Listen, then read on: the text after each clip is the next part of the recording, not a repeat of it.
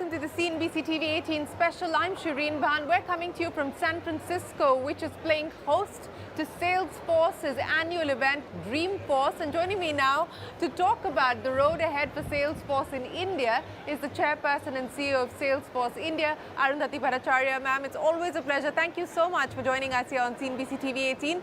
You know, you reminded me that it's now 4.5 years for you at the helm of Salesforce in India, and that's longer than your stint as the SBI chairperson. Sure. Let me start there. I mean, the transition for you personally, but also the growth that's happened for Salesforce in India under you. Take us through both those.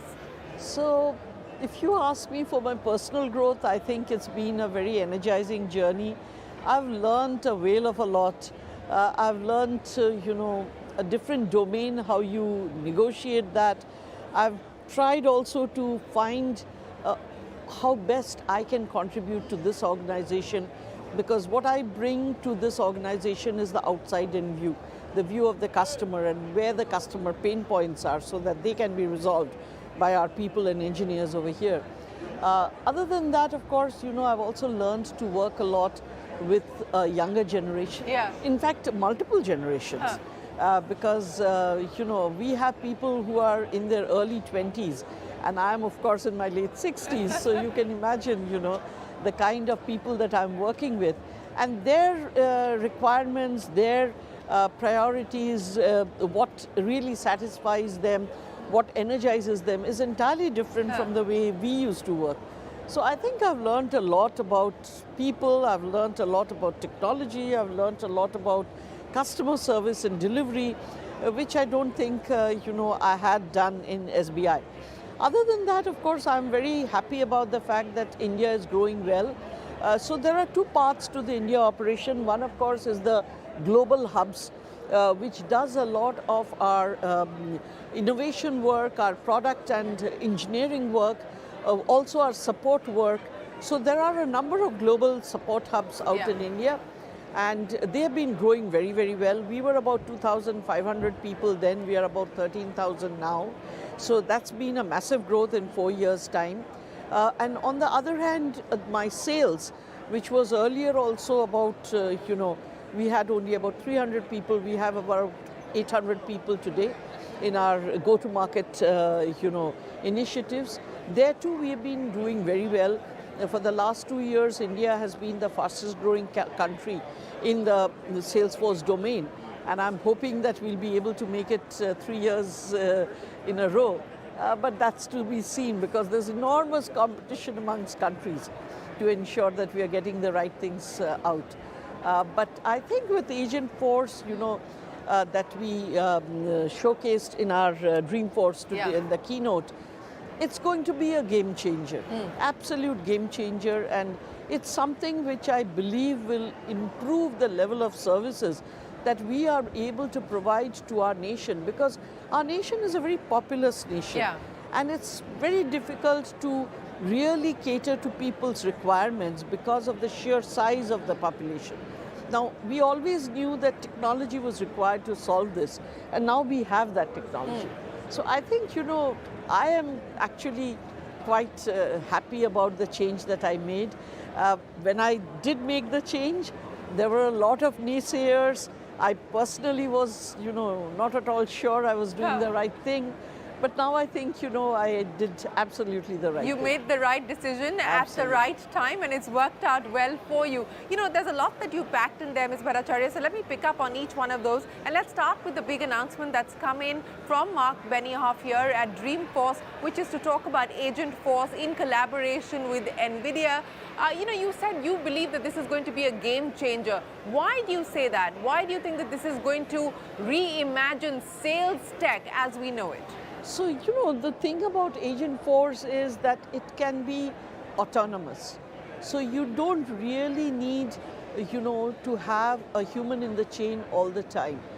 It will be capable of really and truly answering questions that you are putting to it on its own. And what that would do, it would allow the humans to basically do jobs that need human interaction. There are a lot of jobs that actually need human interaction. It cannot be done only by machines. But there are a lot of, lower level grunt jobs, so to speak, where the maximum amount of people's time go. That can all be saved. And it's not only that, today the entire concept of agent force is, this is something that you can go to market with very, very quickly. Okay. So it's not going to take ages and ages in order to build these, to deploy them. It's something that can be done very fast if you're already on the Salesforce platform, or even if you're not, with the right kind of foundations. And the foundation always has to be data and our ability to integrate that data. If you get those foundations right, the rest of it is very simple to do. There was a provocative statement that Mark made saying that, this is way beyond any Copilot, and that is why he believes that he's betting the entire company behind Agent Force. Now, the response by Microsoft, etc., is that, look, in terms of adoption, in terms of being able to scale it up and so on and so forth, there's refinement happening on the Copilot end. But you said that this is going to be able to take off very quickly. Explain to us why you feel so confident about that. I just saw it today. I saw the whole thing being built in front of me for a client for whom we had very little data. Okay, but it got built right in front just by taking information from the client's webpage. And it's really and truly, I think it's really, truly path-breaking. What has been shown and what can be done is absolutely path-breaking. Okay, let's talk about India. You said you're hoping that in year 3 as well, it will continue to be the fastest growing market for Salesforce globally. In terms of revenue, what is the expectation? You're almost at 6,000 crores so currently. That is the revenue for the Indian entity, but I cannot break it up separately, region-wise, and we'll see what the numbers show, because the annual results in any case will have to be declared sometime soon, or at least with the registrar of companies it goes. It doesn't exactly reflect that number to our sales numbers, but even otherwise I would say that we are growing very rapidly, mainly because while there is a lot of digital skill available at the individual level in India, industry in general is still, I think, lagging behind. Okay. But the advantage of Indian industry now is it can leapfrog. It can easily leapfrog into what we have right now. And that, I think, is an opportunity that Indian industry will not let go of. Okay? So I'm actually very enthused about the fact that there is so much more awareness in Indian industry about how quickly they need to bridge the gap of where they are and where they need to be. And which is why I feel that there's a lot of white space in India. There's a lot of work we can do. And, my whole attention now is to try and find how best to get to my clients as quickly as possible. Do I have the people? Do I have the bandwidth? How do I get to them? How do I showcase what we have? So that's what we are already planning. So in terms of people, are you going to be hiring more? You already told us how much the organization has grown, about 13,000 people currently. Are you going to be hiring more? So we will continue to hire in India. We never stopped hiring in India in the last 4 years, and we will continue to hire. But how many is very difficult to predict. It all depends upon, how the demand pans out. So having said that, India remains a growth center. There's a large amount of investment that Salesforce has made in India. So we will continue to do that. Are you hearing different stories from your peers who are looking at other regions and other markets at this point in time? Because you talked about growth in India, but the concern and the worry globally is that there is a pause as far as tech spending is concerned, discretionary spending specifically.